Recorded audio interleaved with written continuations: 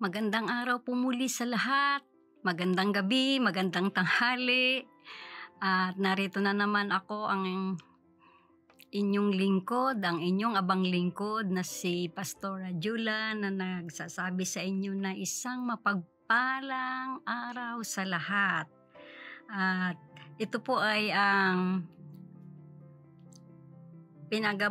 pinamagatan ko po na How Deep is the Father's Love.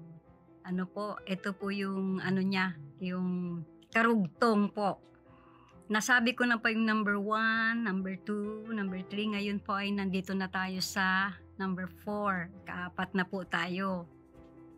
Yung ikaapat po, ito po yung faithful. God's love is consistent and faithful and will never abandon or ignore us. Nais ko lang namang pong basahin sa inyo yung sinasabi sa Hebrew 13 verse 5. Sabi po dito, huwag kayong magbukhang salapi, masiyahan na kayo sa anumang nasa inyo, sapagkat sinasabi ng Diyos, hindi kita iiwan ni pababayaan man. So ang po dito, tunay po na tapat ang Diyos sa sinasabi niya na hindi niya tayo pababayaan o iiwan man.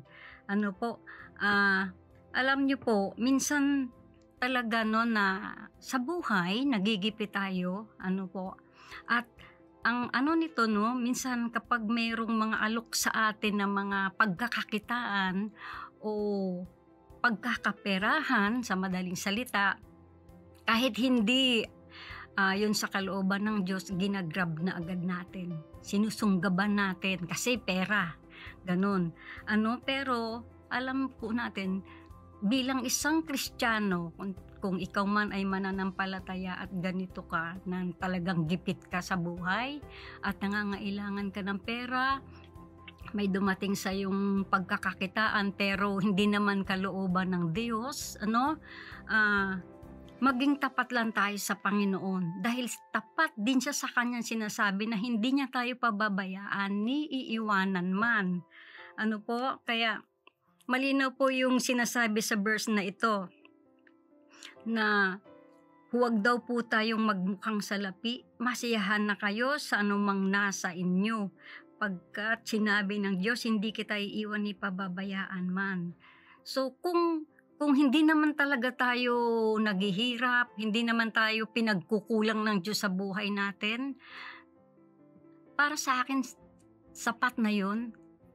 Hindi na kailangan na kumuha pa tayo ng iba pang ikabubuhay natin pero sama-sama naman manggagaling, hindi kalooban ng Diyos.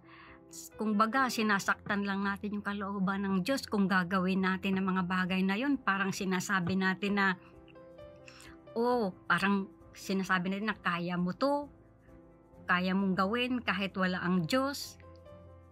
Paano mo mapapatunayan na tapat ang Diyos sa iyo kung ikaw na mismo gumagawa ng paraan para masolusyonan yung iyong mga pangangailangan kahit sa maling kaparaanan? Tandaan natin na kapag tayo ay nagigipit sa buhay o tayo ay nasa kagipitan, diyan mo mararanasan ang kapangyarihan ng Diyos kung paano siya kumilos sa buhay natin. Marami siyang mga pangako sa kanyang mga salita. Isa na nga ito na sinasabi niyang hindi kita iiwan ni pababayaan man. Kaya maniwala ka sa salita ng Diyos dahil salita niya yan. Hindi niya pwedeng baliin yung salita niya.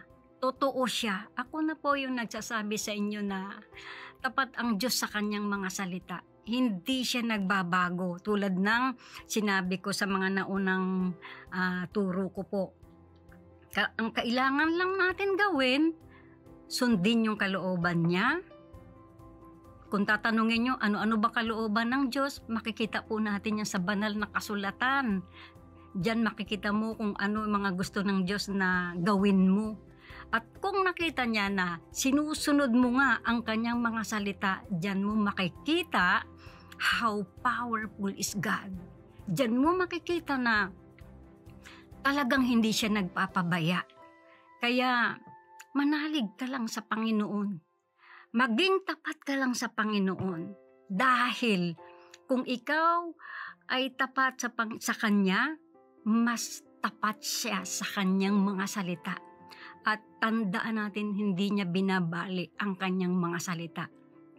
Totoo ang Kanyang mga pangako. Dahil Diyos na yung nangako. Kung ang tao ay napapako sa Kanyang mga pangako, hindi ang Diyos. God bless us all.